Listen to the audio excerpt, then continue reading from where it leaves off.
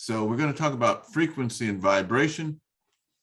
And this first quote is from a man, not an African, but really a great scientist, and did a lot in the field of electricity. And this is one of his famous quotes: "If you want to find the secrets of the universe, think in terms of energy, frequency, vibration." And that great scientist is a man by the name of Nikola Tesla. How many have heard of him? I know I mention him a lot, but just you've heard of him, Terrence? Yeah. I've heard of him.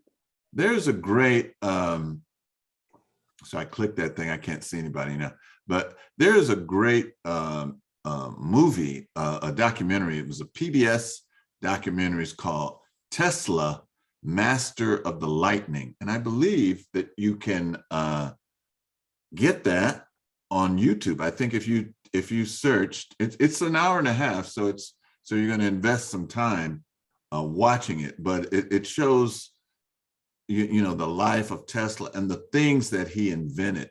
Most people think that Marconi invented the radio, but no, actually Nikola Tesla invented the radio, and Marconi wanted to take the credit for it, but he lost that fight in court. So just give you some idea of things that he's invented.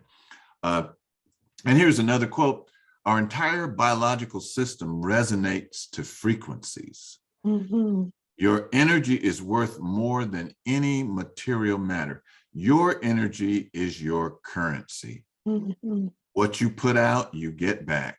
Every thought, every action creates vibrations through the infinite field of consciousness that resonates at various frequencies. Be aware, be intentional of the energy you bring into your space." Wow. So I think that's a good way to start. Yes, indeed. And the way that the Jamaicans, them vibes. So we're going to talk about them vibes today. And we're going to open up with a scripture from the Hosea. And this is from, you don't have to go far. This is the very first book, Books of Knowing of Creation. I'm not going to read all of this, but I want you to pay attention to just a couple of phrases in here. It says, "Many were the beings," I didn't mean it. Go back. "Many were the beings that came forth from the commands of my mouth." Many were the beings that came forth from the commands of my mouth. And then, we go down here a little further. He says, "Many were the forms which issued forth from the commands of my mouth." And then on this next one, number 2, the creation of Ra as Ptah, it talks about having heart and mind and tongue, and those working together is what brought about creation. Thus it came to pass that the heart, mind, and tongue ruled all the other members through the teachings that Ptah, Ra, is within everybody as heart and mind, and within every mouth as tongue. And as he thinks as heart and mind, and commands as tongue, whatever he wishes. And so, these, if you just read these to yourself, you gain a lot of theology. You gain a lot of things. And in the Bible, in John, the book of John, John 1:1, it says, "In the beginning was the Word, and the Word was God, and the Word was with God." And so that Word is the vibration.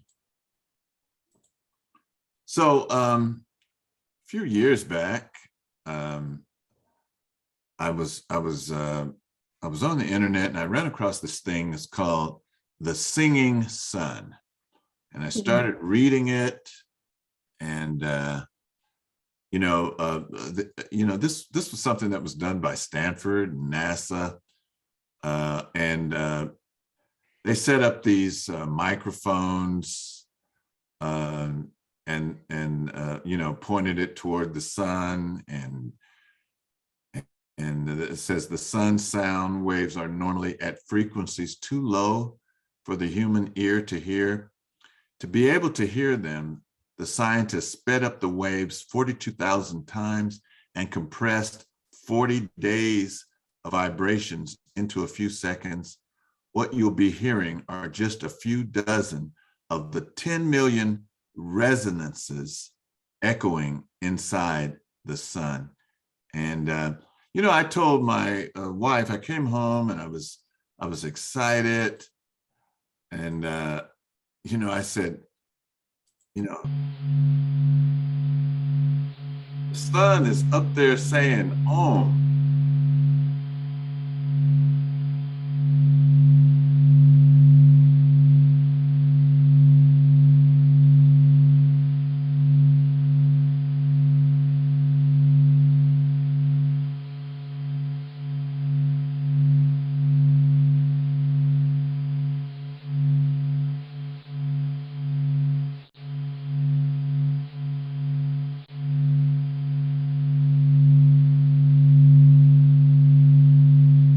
Yeah, so I came back and I was excited, and I said, hey, the sun is saying Om, and okay, I have to read and research all these things, and she has a lot of internal feeling and depth, and she looked at me and was like, duh, what did you think it was going to say? So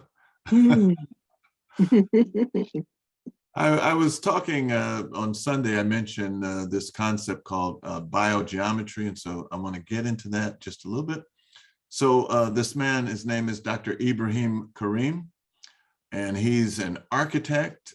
He's a renowned architect. He's either his father or his grandfather laid out some of the city in Cairo, Egypt, and he wrote this book called Back to a Future of Mankind.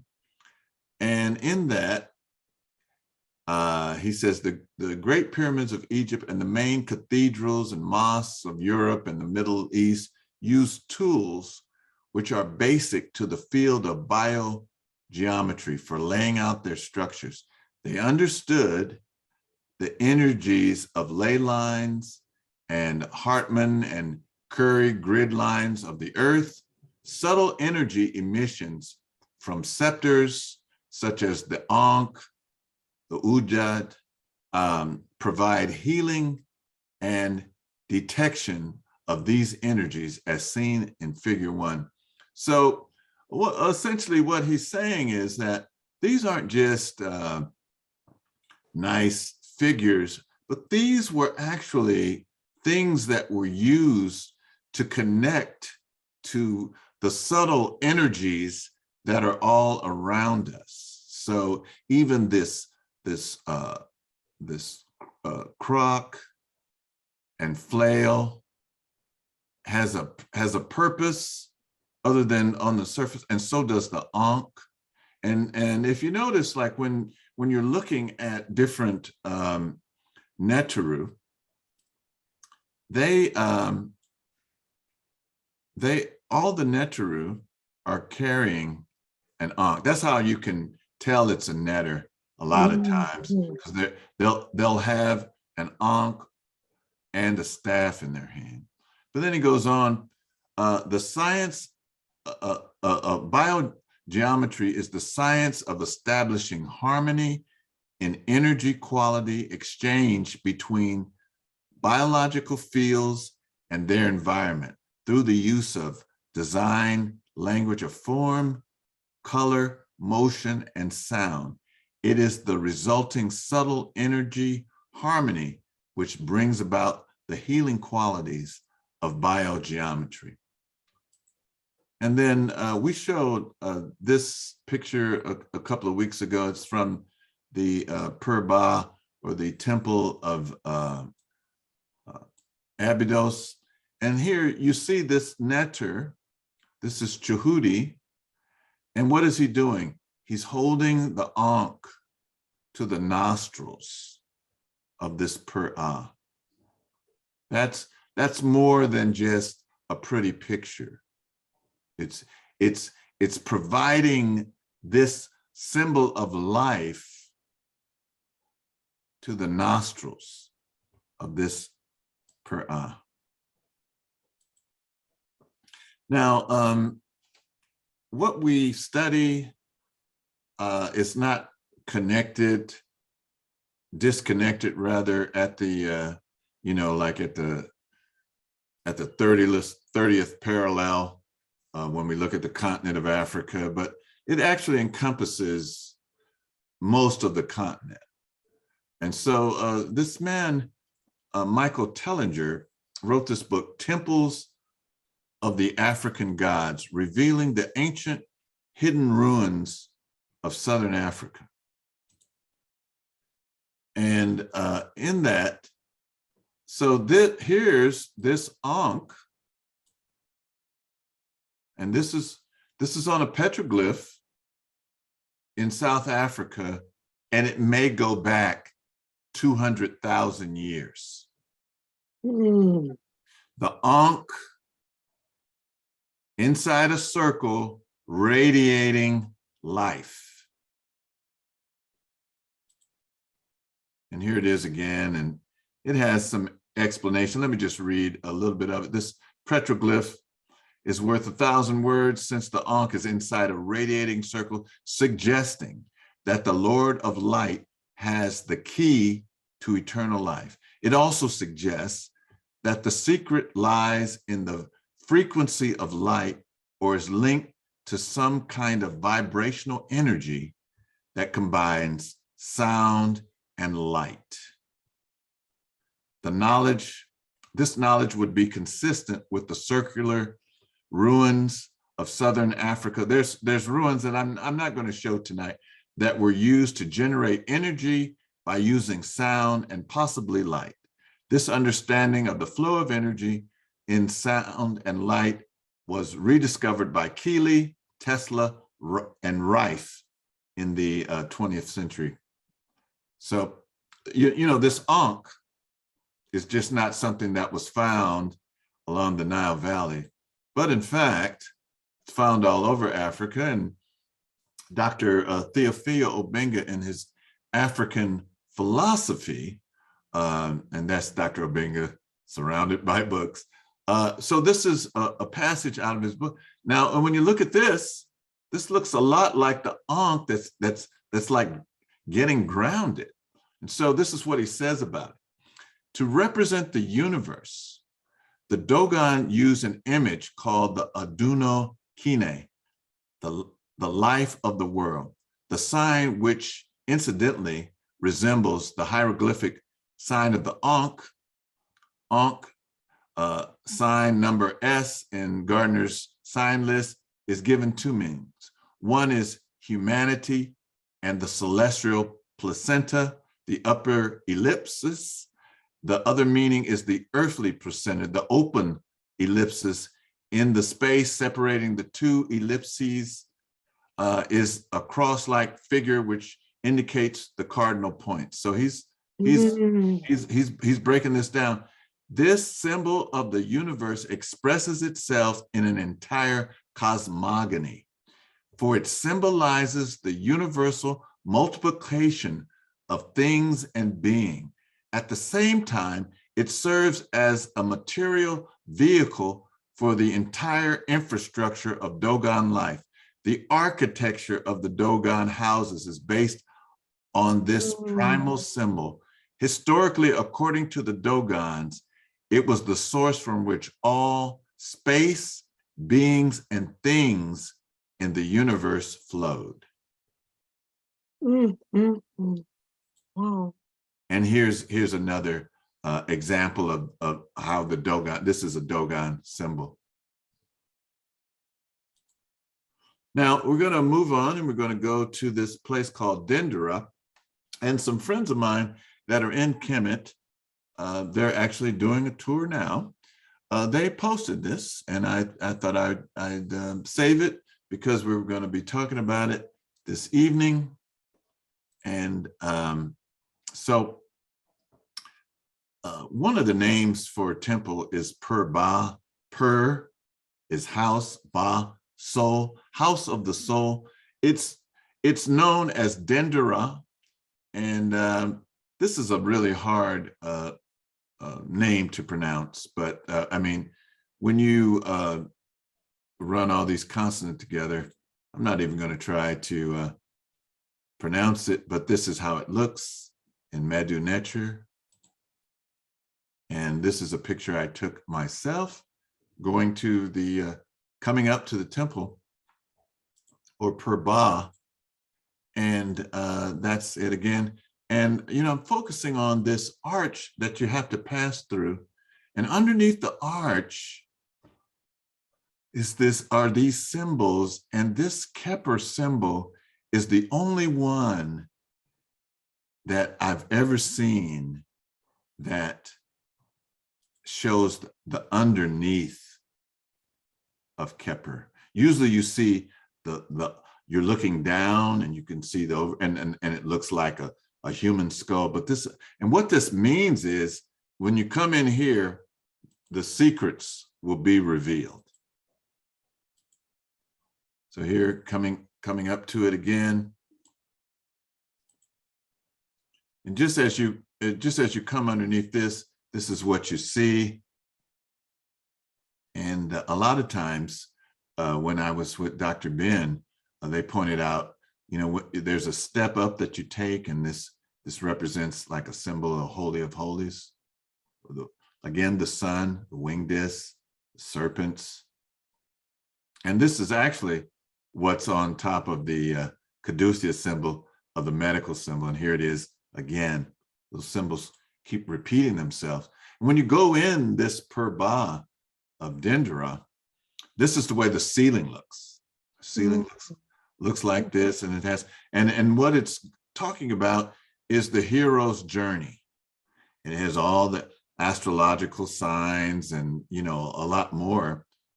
And, you know, I knew we were going to this, and I knew that this was going to be in there. So, you know, my last name, I took from Dr. Ben.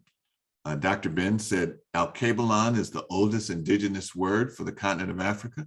And because I couldn't, at the time, they didn't have ancestry.com or DNA testing. I didn't know I didn't know if I was Yoruba, Igbo, Serer, Ashanti, Fanti. And so I just claimed the whole continent. And but the root of Alkebulan is Kebu or Kebui. And this symbol, these are the symbols, and it's the netter of the north wind. And so I knew going in there that I would see it. And I asked our tour guide, Muhammad Fahmy, he was such a great tour guide, and, you know, way high on that ceiling. He didn't know I was going to ask that question. And there it is right there. And here it is again, both forms right there. And again, sisters and brothers, the Neteru, they always hold the Ankh or the Waz staff. You can always see, and here they are, they're holding that again. So you don't confuse them with regular humans. But getting back to this temple. So what I learned there, and what I'm learning, is that these sites are chosen for a specific reason because of the resonance, the frequency, the energy that's coming out. And so what these pictures are that I'm showing now, this is showing that great temple that we just saw is actually built on top of a temple. And here are the pillars underneath it. That temple is built on top of the temple.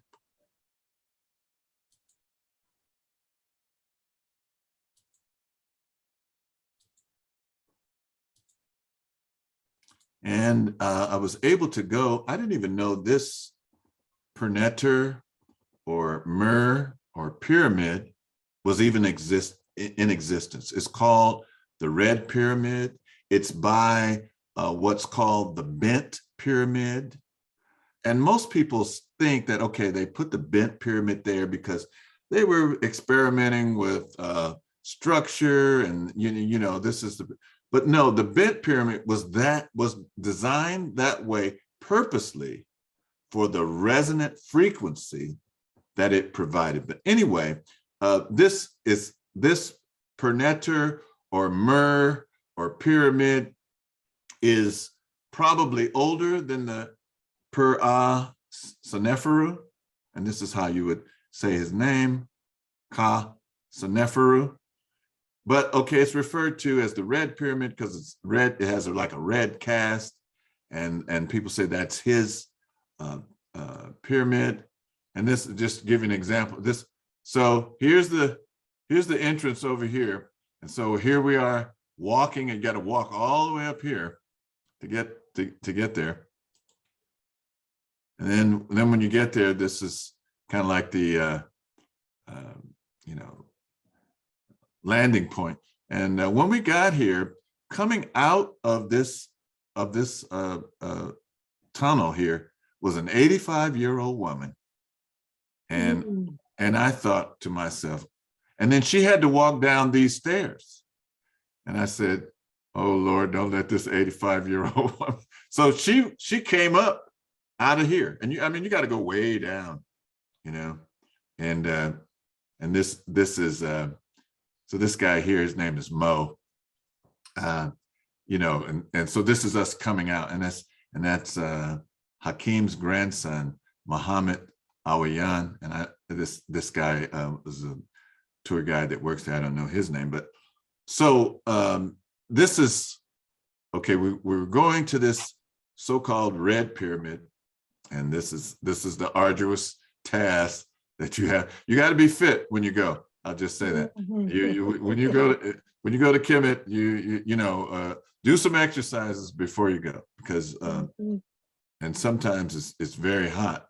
But when you get in there, you'll see the acoustics are very powerful. These acoustics are very powerful, and people go into them. They come in there. This is one of the people that went. His name is Troy. People go in there to just feel the energy, the resonant energy. You can actually feel it, and sometimes people chant Om in there, and it just reverberates. You can feel the energy. Now I want to take you to the hospital. This is the hospital at Saqqara. And mostly people know Saqqara for the step pyramid in the back there.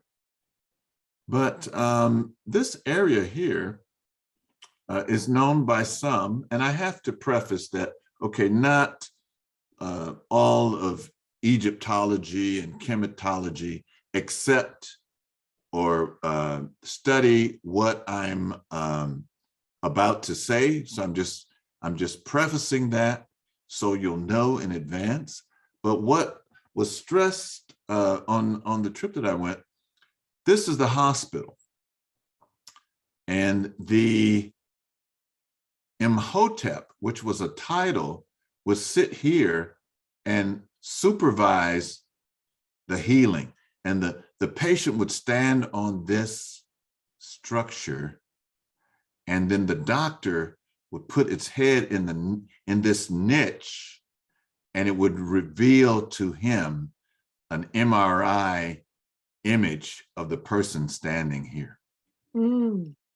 So again, we're talking about frequency and vibration, and this is just what I said. So here I am standing on the thing, and then here's a person putting their head in the niche. Nobody really understands how to do it now.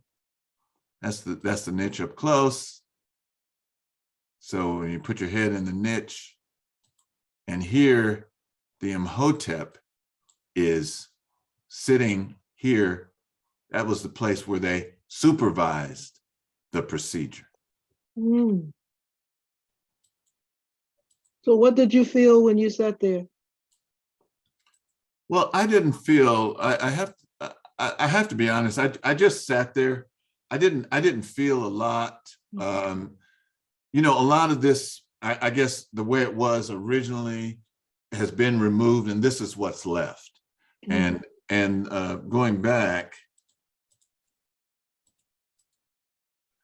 there were like 30 of these niches, you know, in a straight line, but there's only like 3 left now. So I felt, you know, very special, you know, just knowing that history of it. But but when I was in the pyramid, I did feel the resonance that they were talking about. And then in the area called Karnak, or you know, what we know with our movement, our organization, our community, Wose or Waset, you find this this building here. And so the tour guide, our tour guide, Muhammad Fahmy, he said, this is the beautiful Dejir Dejaru of Sinrose Ret, the White Chapel. And he said, I once stood in the heart of the temple to harness its energy. And people would come in there. So like our group, they went in and they were just standing along the walls to feel the energy. And you know, some people would actually sit on this platform to feel the energy. And then the guy who was leading the tour, his name is Stephen Mailer. He said, so this is like a Facebook discussion, and this temple was posted, and then Fahmy said the beautiful Dejir Dejaru of Sinrose Ret, the White Chapel, one stood, you know, to harness this energy. And then Stephen wrote, because it's made of travertine, favored by the very ancient Commissions for resonance. So they made these, they not only put these in special places, but the materials that they used provided the vibration.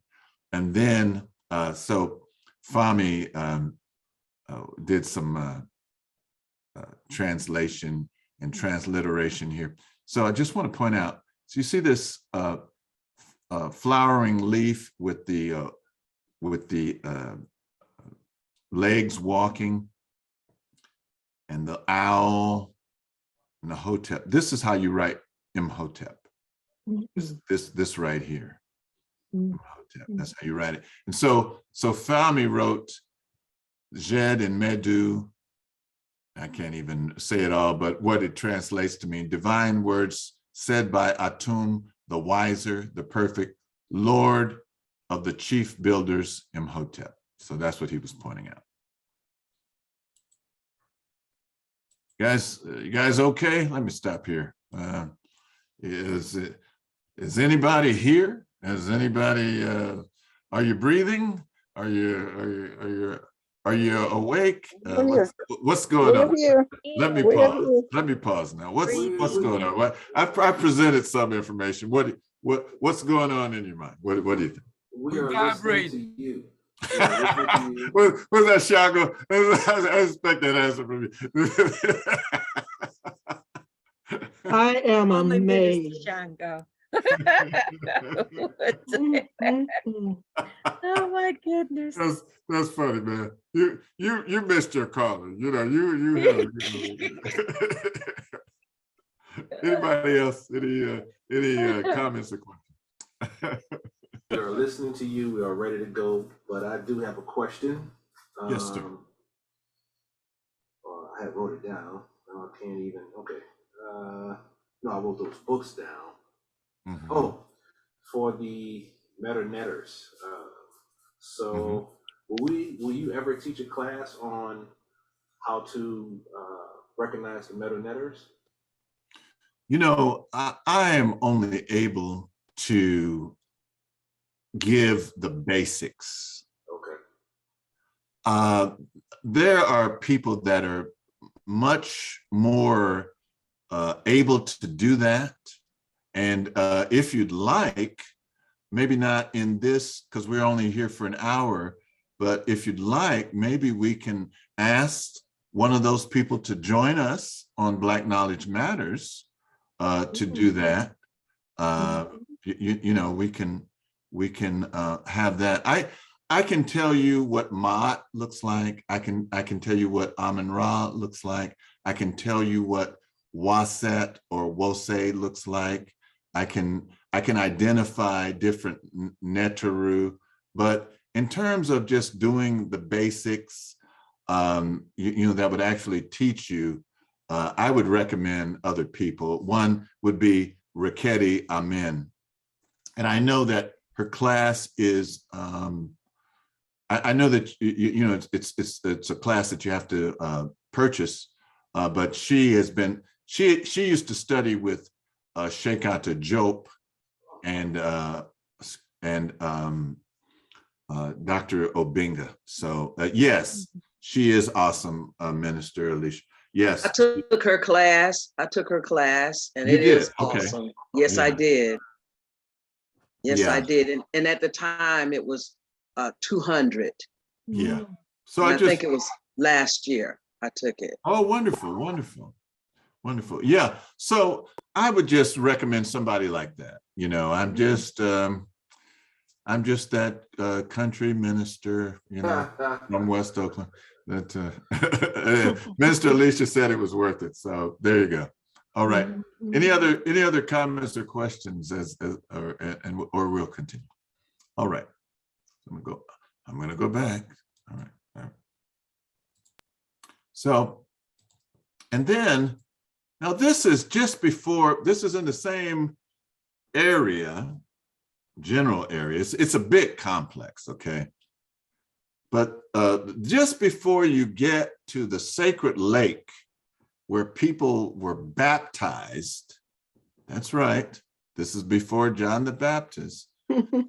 You see this, okay, these are different names for it. So the Greeks and most people call this an obelisk.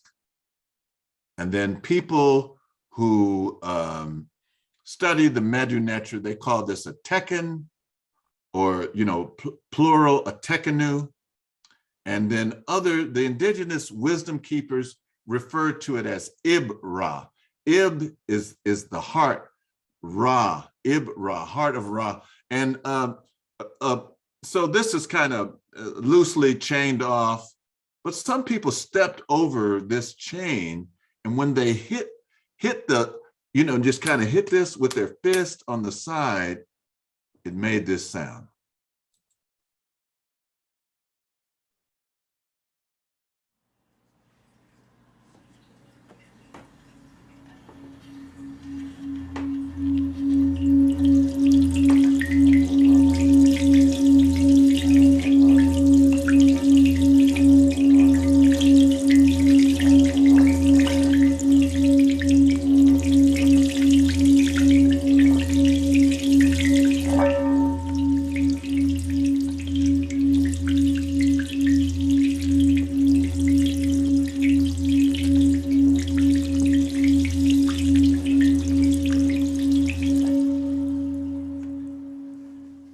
And that also gives an illustration of what, okay, the vibration does just to water.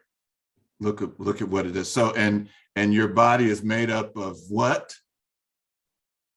Anyone? Water.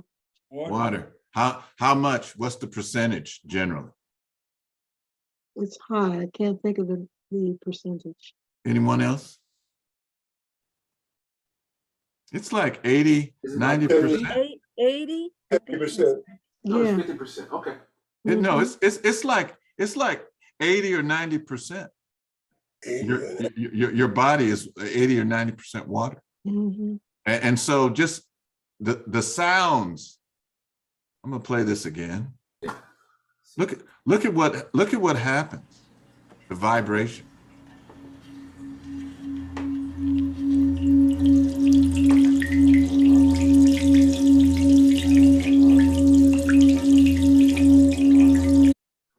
Okay, I want to move on.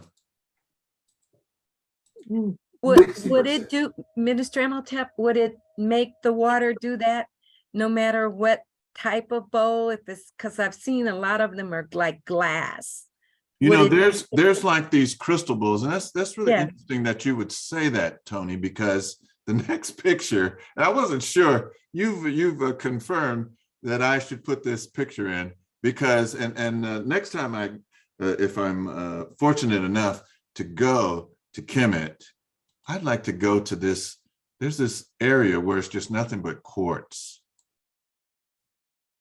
And so to answer your question, those quartz bowls, yeah, they'll do it too. Yeah. This is just an area, this is just right on the surface, quartz. And it has a lot of vibration. So now this, you know, when you are talking and there's a scope on there, this is what would be recorded. And in this temple, this is in India now. This is someplace in India. These are the pillars. What are they showing us there? You know? And here, these are showing us just different vibrations. I was trying to recall what this is. You've heard of a mantra. When you see a symbol like this is called a yantra. It's a geometric symbol, has to do with creation and life and vibration. And then these are vocal vibrations here. This one here, this blue one, is made with water. And you know, so sound and vibration is really what this whole world is about. I want to show this video before we close. I think it takes about just a few minutes.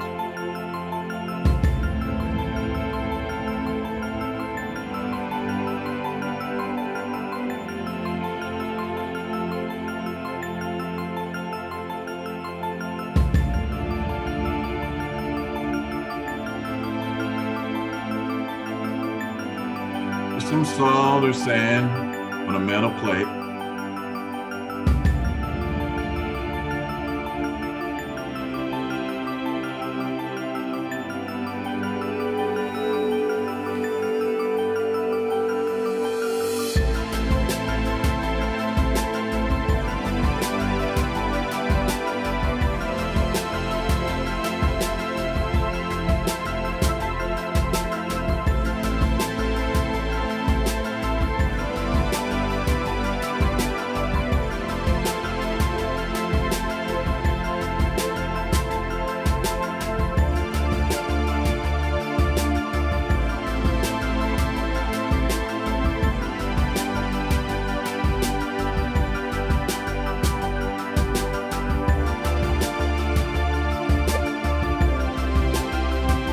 Let me pause this one. What does that look like?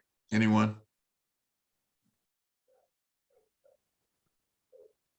It looks like anything to anyone? A mud cloak. Yes, exactly. That's what I see when I see that. Yes. Yes. I'm gonna continue.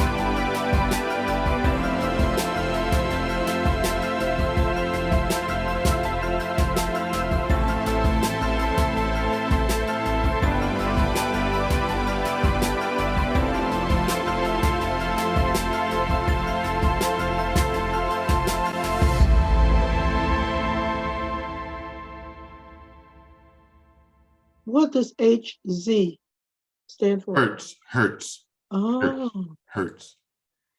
So we're going to end on this higher vibration. David Ziggy Marley. wow. So come to our meditations on Sundays. Cause we take it to the heights of creation, yeah. Now we're living on a higher vibration. Cause we take it to the heights of creation, yeah. Yeah, yeah, yeah. Yeah, yeah, yeah. Yeah, yeah, yeah. Yeah, yeah, yeah. That's Ra meditating in Kenya. Don't tell me no. Baby, I could scream and shout, but I won't. 'Cause it's a human experience. Oh, wow. All right. I have to go listen to that again. Ashe. All Mm-mm. right. So give thanks. That just about concludes our session for Thank today. you so much. Beautiful. Yes. So inspiring and Informative. knowledgeable. Right.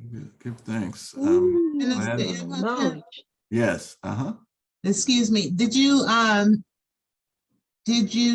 talk about the hertz, or I know Auntie Afua just asked what that means, the Yeah, HC. yeah, it's so I did not talk if you're referring to most music now is done in 440 hertz. And that's kind of a disruptive thing. A more harmonious hertz vibration for music is 432 or 528.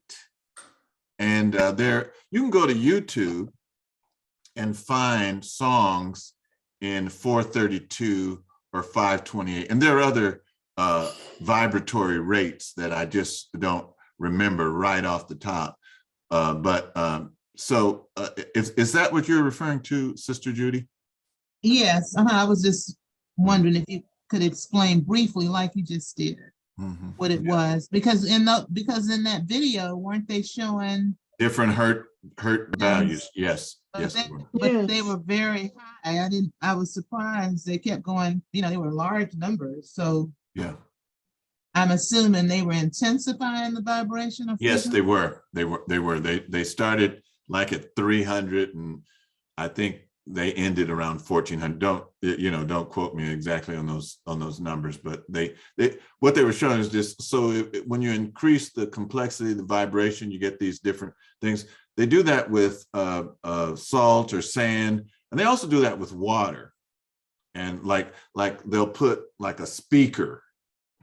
They'll take a speaker and they'll put a dish, and they'll put the water in the dish and turn on the music. So sometimes you wonder why people are acting crazy.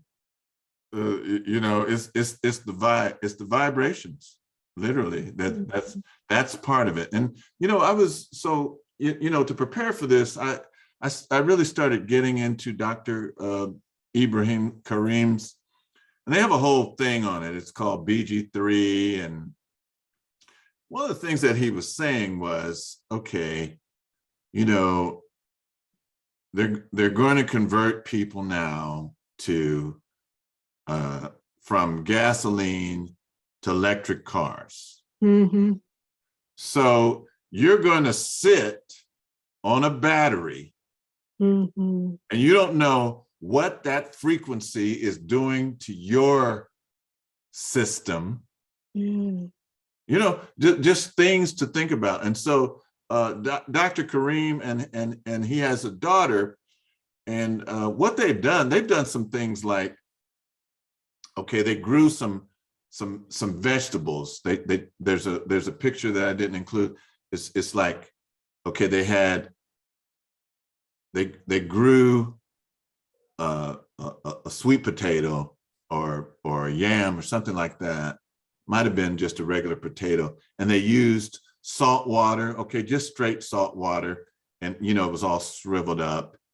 And then they used something else, but then they used a symbol for vibration, and it grew just fine with salt water, which they've put things on towers in cities where people were in cities, and they had headaches, they had all these different kind of ailments, and they put these symbols on there, like the symbols, that are in the Kemetic temples, and people's ailments went away. So they've done some quantifiable things. Tony, you're going to say something? Oh, you look like you're. I was just like, I was in just in amazement Yeah. at what you were saying. That said, wow, that's all. Oh, okay. Minister Imhotep, could we possibly have a part two to Part this? two? Part two? To this, at whatever appointed time. Sure. I mean, there's so much more. Yeah, there is so much to this. Yes. There is so much to this, and this is something that I think we need to be looking at. Just for the overall health of people. I'm sitting in front of a screen. I don't know what this is doing. I had to put this. Doris got this amethyst for retirement. I just said, let me put this amethyst in front of the. I don't know what kind of vibes, and you don't. You don't know what these are things. If you looked on a visual spectrum, and it'll go like from here. Our part that we see is like this big, on the whole thing. So there's all kind of things around us. We're in a sea of the Chinese call it qi. The Japanese call it ki. The ancient Indians called it prana. They still call it prana. Our ancestors along the Nile called it ra. So we're in a sea, and that's what I showed. That first video, that first tape that Doris was like, I don't know why you're so amazed. That what did you think the sun was going to be saying? So the sun is up there now, sending out the vibration to us continually. Minister Imhotep, someone else. Go ahead, No. Sue. Go ahead. I was just gonna say, I know I'm also sharing with Auntie Afua that wasn't it true, and this could be part of answer this on another session if you're ending, but as far as the Romans or something, didn't they outlaw the harmony, the megahertz or the hertz levels? They changed it, and it was against the law to play the ones that were peaceful, and they switched it over. There's so much to that, and you're probably correct on that, Judy. I just know, like during the time of Hitler, Goebbels changed it to 440. Changed music to 440, and he was Hitler's propagandist. Shishim, and then we're going to close. Go ahead, Shishim. I have one quick question too. Okay, all right. I go through these things myself, within the creation. Yes. Being one with the creation. And I've been in my backyard with the wildness, with the birds, skunks, and the cats. And one day, just a few months ago, the sun was shining one day. And I looked up at the sun, into the sun. And I seen, like on the side, the sun, like a rails. I seen like stairways going up. I was just amazed. I was even able to look at the sun. But it's just one of those days, one of those times that was meant for me to see. Yeah. And I'm just sharing that. You know, I don't share it often because, but I sure it won't say because we talk about these type of energies, and everything is an energy, and we are part of this energy. Yes. The more we talk about this important thing within us that we held down for so long because of different languages and not be able to get out into the vocabulary. These things are still here, whatever we call it or don't call it. And the more we can find some similarity in sharing these things, the more we understand ourselves and our spiritual self, the more we become stronger and more powerful to have our own platform, our own spiritual platform. But we got to go inside of ourselves, bring it up, because everything that happened is still in us. It hasn't been broken. You know, you can't break energy. You can't break the path. You can't break remembrance. You know, we went through a trauma. And we come out of the trauma is for us to lead, and to lead is a godly way. And the godly way is to understand everything about us, as our ancestors showed us. You know, understanding nature, they were to build with tools. That's all we're talking about is tools. And enlighten our minds to use different tools. And I'm thankful for to be here in this conversation because I do it all the time. I'm by myself. I'm just sharing a little bit now. Well, thank you. Thank you for sharing. Mama Fua, go ahead. Yeah, just one quick thing in regards to what Shashem just said. You know, a while back, you know, they were saying that people have different reactions to thunder and lightning. Yes. You know, and there's some people that it can, you know, put them in another mental crisis. But I was wondering, I hope you can bring another session or a couple of sessions, you know, to this, you know, afterwards.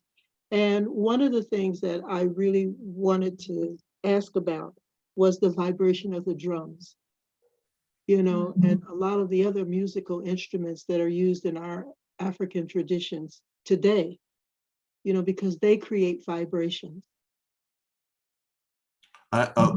For sure. I don't know, you know, because I'm not a drummer, but I have some really close friends that are drummers, and I heard from one of them, this was many years ago, and they said there are tones on a drum that a deaf person can hear. You know, there's, you know, it's the vibration. I was listening to this man, his name is Sadhguru. I don't know if Sadhguru is all over, and one of the things he was saying was that a snake, because he's on the ground, can feel the vibration, can feel when it's going to earthquake in California. You know, because it's all about vibration.